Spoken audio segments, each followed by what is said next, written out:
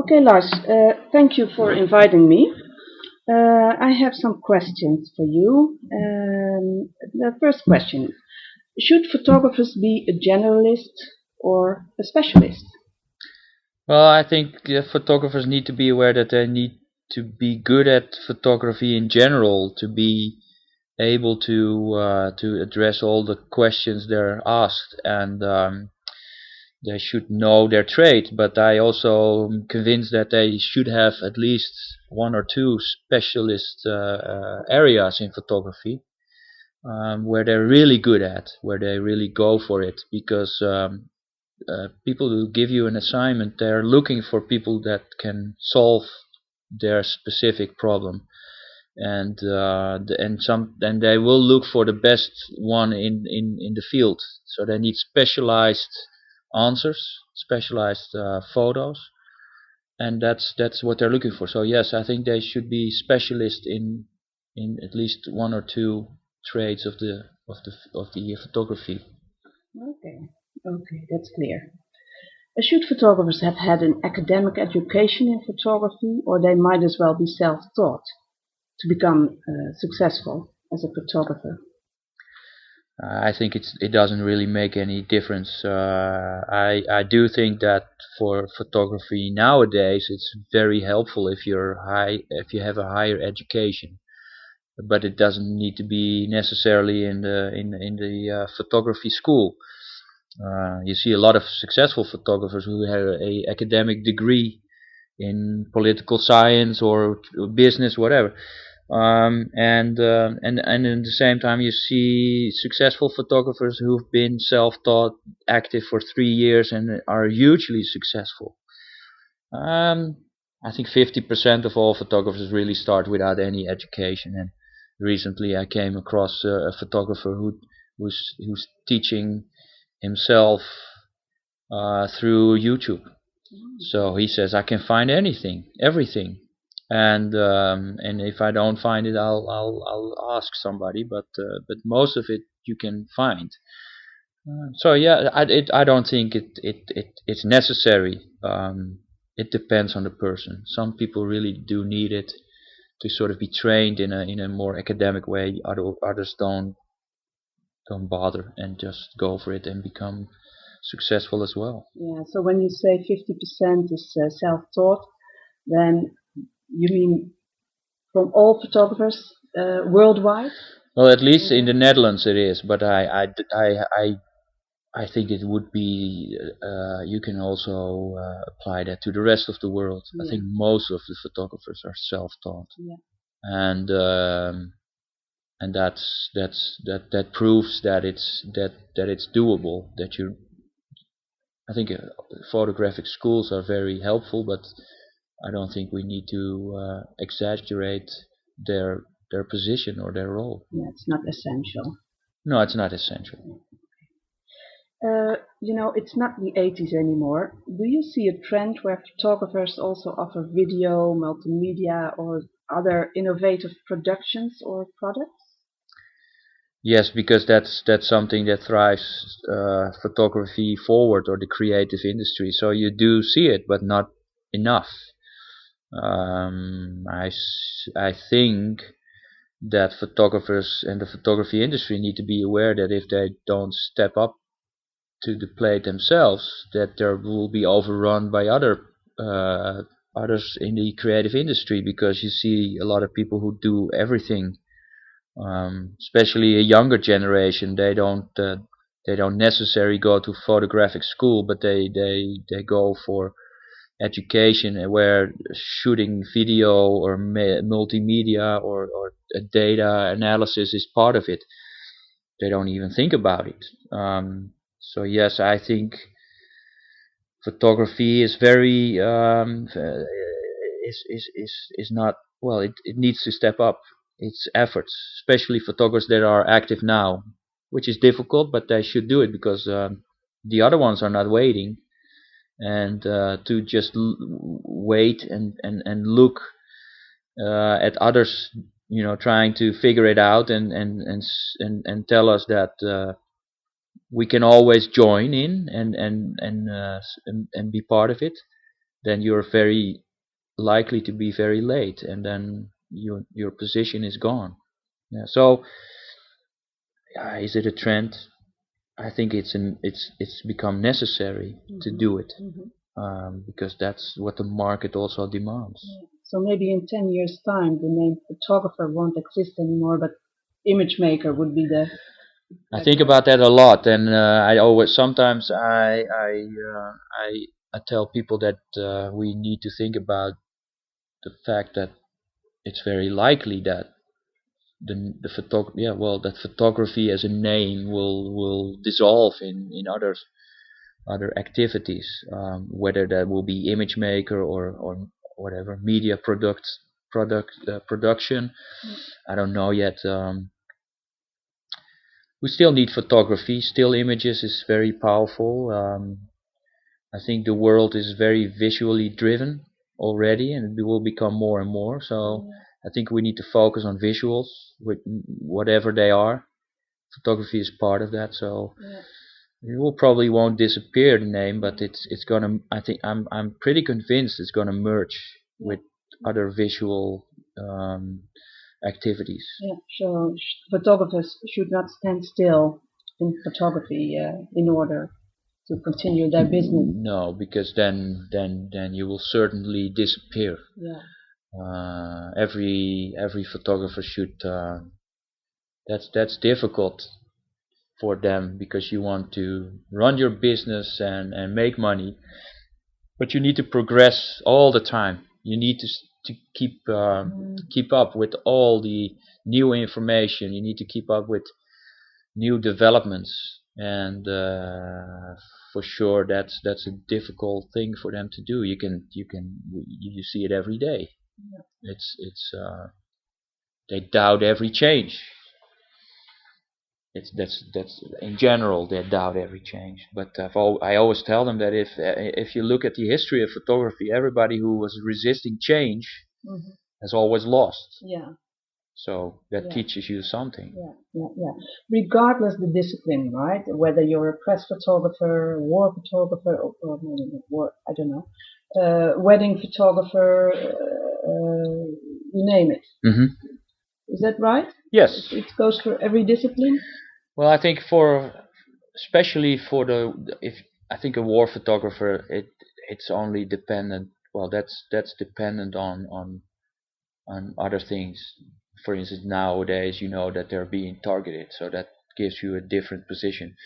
But I think that, well, there you see that some of them go for smaller cameras or phone cameras because they don't get noticed that much.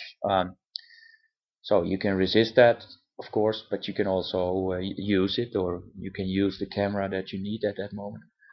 But especially, wedding photography, or just the well, a lot of daily photography activities. Everybody should be aware of new things. Focus on innovative solutions. Because if you do the same as everybody else, then there's so many of them that you won't get noticed. Yeah. And so if you come up with something special or something new, and it can be very little things sometimes, that is always helpful, and that's what you really need to look for. Yeah. Okay.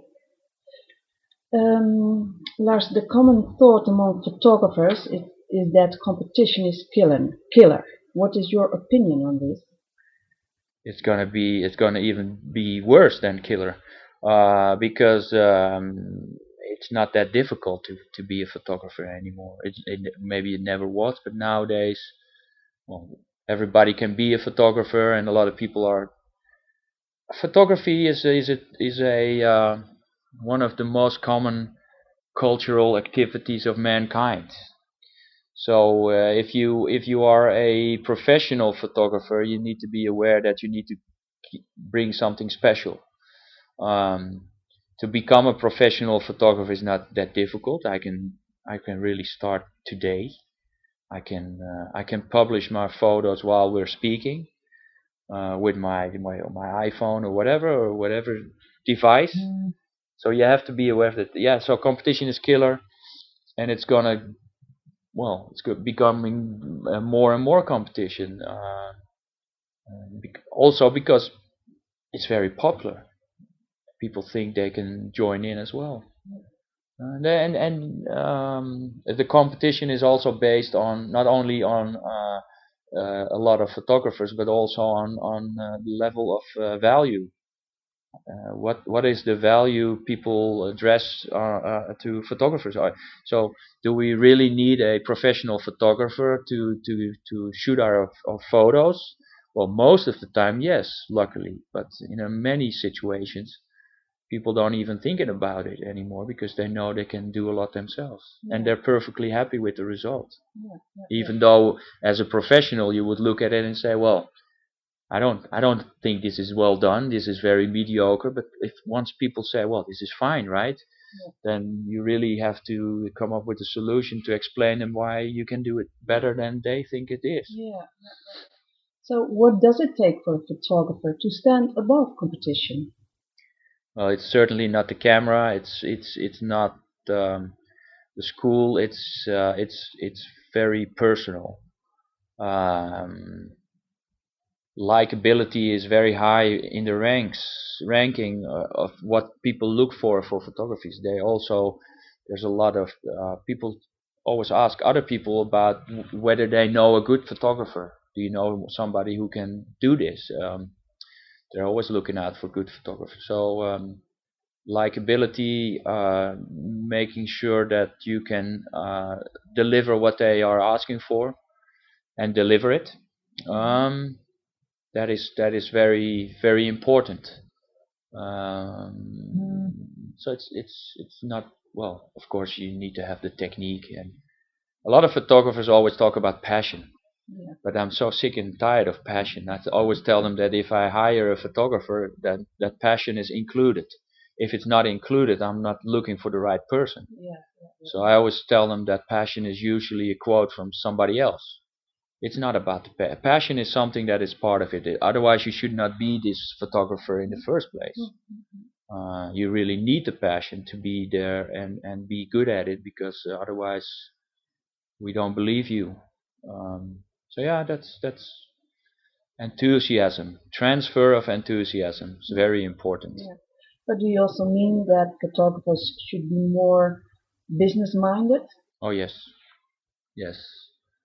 Uh, it is a business, so they're in there with their passion, but they're also in there to make money most of the time.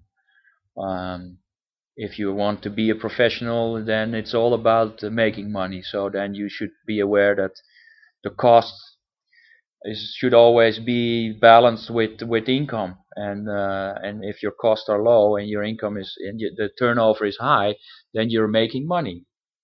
And so I think being business minded is very important, and should be part of being a photographer, a professional photographer.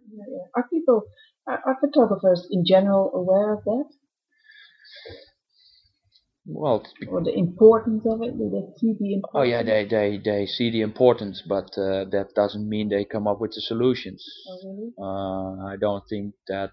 Um, I always find it very strange that they think that photography, being a professional photographer, that is different of anything else, like being a businessman.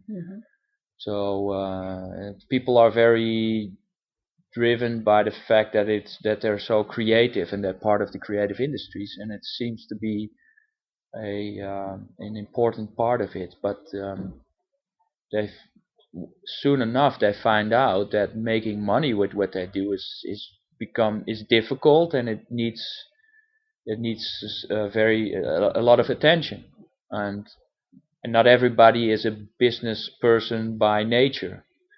But if other people can do it, well, you can do it. Yeah. So anyone can learn how to. You can learn a lot. You can learn the basics, whether you're having this instinct of being a business person. Well, that's up to you, but we'll have to find out. But you can learn a lot, and you can learn to do the things right, and you certainly can learn to say no to something that is hurting your own business. Um, and make solid business-minded decisions about what you do. And if not, well, don't complain that you don't make enough money. Can you give us some examples of where photographers fail, or on the contrary, where they excel in their running their business in photography? Well, they fail in the fact that they don't have a clue about their cost. You see that a lot. Oh, yeah. So I always tell them, figure out what are the cost of everything you use. What is the cost of, well, if you want to make money, you have to figure out how much do I have to charge per hour to even make money. Most of them have a very low rate because they haven't figured out the cost. And so I see that a lot, so that you can adjust. And you also see still that a lot of them are very technology driven, so they have to have the new camera, or they have to have the new lens, or the new gadget, or the whatever. And if you really would ask them whether they need it or not, well, most of the time you don't need it. You don't have to buy it. You can rent it, or you can use it. You can share it. So those are the ones that, yeah, there's always an excuse to buy something. We do it every day. Also, that's So the in same. other words, they better go out and network instead of going out to the shop and buy that. Well, I always tell them that they should not put money in the next Photoshop session for 150 euros or dollars or whatever, but that they should put money in learning how to acquire clients, or to become better at their business, because that's gonna pay off in the long run way more than the Photoshop. Because that's gonna change also, but not, there's no big changes in that. And most of the time they are learning little things to improve their image, which is fine, but it doesn't give you any business. So they should invest also in becoming better at well, getting new clients, or how to present yourself, stuff like that. So how about some good examples? Good examples. Well, there are there are many of them. There's a photographer I know that has his photo business. He does his assignments, but he also has all his equipment in a different business unit. So when he gets an assignment, he rents his own equipment from his own other company, and he puts it on the bill, which is great, smart, because and he also rents out his gear to others. So that's a double business, which is, I think, a very smart thing. There are people that, well, there's photojournalists. They go out for an assignment, but they made sure that at least 4 people buy it, or their agent they work with. They ask him in advance, do you think if I make an image like this, do you think that it will sell? And they say, yeah, well, sure, we sell it to the whole world. So they go out and shoot it, and they know when they come back, it's already out there and it's being sold to like 30 countries. Because so that's some smart examples. Of course, there's many forms of photography, but those are the ones that pop up in my mind right now. And I think we tend to look a lot. There's a lot of complaining in photography, in the creative. Well, there's the business.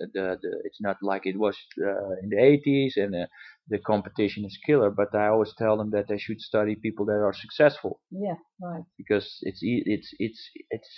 it's better to, if you want to be successful, you have to study success. You can learn from mistakes, and you can learn from things that go wrong, but it certainly won't help you to complain and don't look at the great examples of people that have no problem at all. And there are many of those. So, my last question, Lars. Can you share any final tips for photographers about pursuing a career in photography? I always tell people that become photographer or want to be part of it that they really should look within themselves whether they feel they can do it or not. Don't believe the fairy tales. Make sure that you make the right decision to become a professional photographer. Um, you see a lot of people that change their career at 35 or 40 because they're fed up with the business office and everything, which they don't want to stand next to the coffee machine about talking about the weekend for the rest of their lives. And then they change and they become a photographer. But I think they have to study what is going on in photography and then whether they think there's a position for them in this professional field. That is important. And I also think that you need a lot of perseverance. So it's not easy, especially the first year, the first 2 years. That's really important that you have to be aware that it's a very tough competition. Um, so yeah, and also besides that, and that is why it's so complicated that they really should study great photographers and the photography history. Because otherwise they'll start doing the same things as everybody has done before, and of course every subject has been touched and everything has been done. So look for this special angle. Make sure you know what is special about you and your stories that you want to tell, or the photos that you want to make, or the business that you want to be in.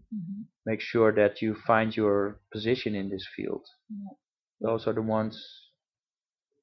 But probably perseverance is for me very important. It's in a very important part. You have to make sure that you stick with it and you go through the difficult start and make sure that you stay there and that it's that you want to be successful. Okay, well, that's beautiful words to end. Thank you. Thank you very much, Lars.